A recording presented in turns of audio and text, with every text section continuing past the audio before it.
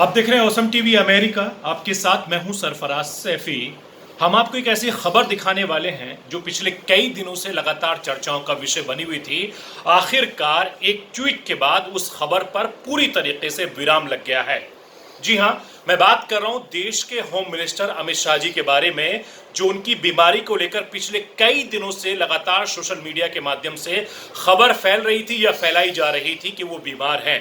लेकिन आज अमित शाह जी ने उस खबर पर पूरी तरीके से विराम लगा दिया है।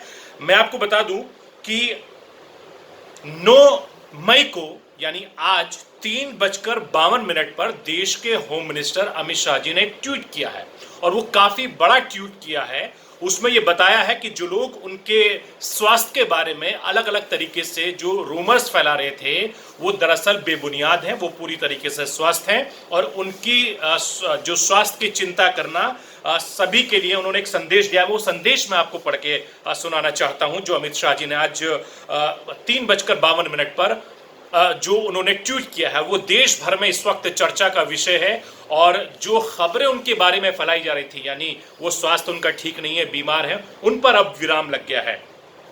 अमित शाह जी ने ट्वीट किया है, मेरे स्वास्थ्य की चिंता करने वाले सभी लोगों को मेरा संदेश।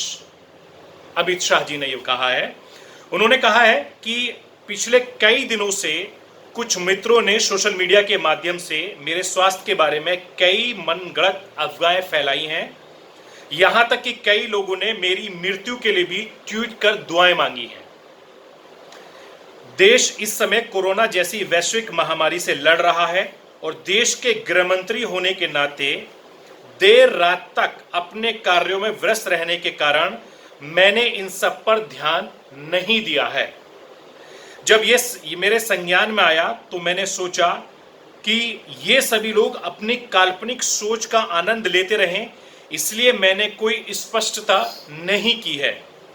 परंतु मेरी पार्टी के लाखों कार्यकर्ता और मेरे शुभचिंतकों ने विगत 2 दिनों में काफी चिंता व्यक्त की है।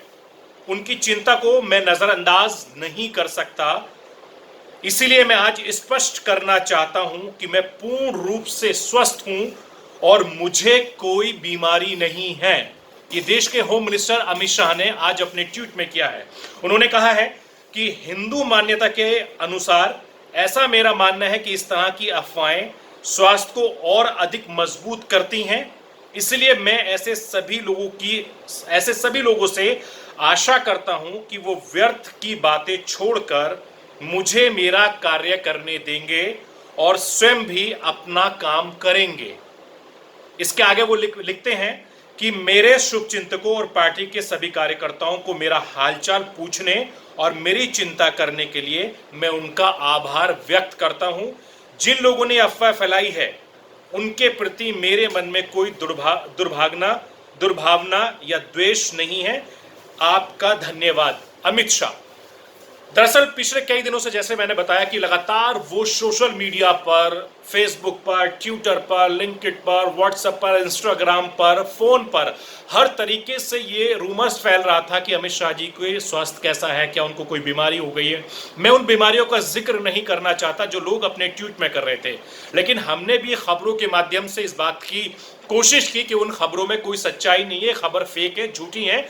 हालांकि इस पूरे मामले में गुजरात से 4 लोगों को गिरफ्तार किया गया है। उन लोगों के खिलाफ आईटी एक्ट के खिलाफ मुकदमा दर्ज किया गया है और उनसे ये पूछताछ की जा रही है कि आखिर उन्होंने देश के होम मिनिस्टर के बारे में इतना बड़ा रूमर्स क्यों फैलाया, उनका मकसद क्या था, उसके पीछे उनकी मंशा क्या थी। फिलहाल पुलिस इस पूरे मामले में तफ्तीश कर रही है और एक बार फिर से हम जिम्मेदार पत्रकार होने के नाते आपको ये बता देते हैं कि अमित शाह जी के बारे में जो भी रूमर्स फैल रहे थे वो मनगढ़ंत और बेबुनियाद हैं। आप उस पर बिल्कुल यकीन न करें, क्योंकि आज खुद अमित शाह जी के बाद बीजेपी के राष्ट्रीय अध्यक्ष जेपी नड्डा से लेकर स्मृति ईरानी और तमाम बीजेपी के दूसरे नेताओं ने भी ट्विटर के जरिए इस खबर पर गहरा दुख जताया है और ऐसे लोगों के खिलाफ कड़ी से कड़ी कार्रवाई करने की मांग की है और लगातार ये खबर मार्केट में वायरल हो रही है।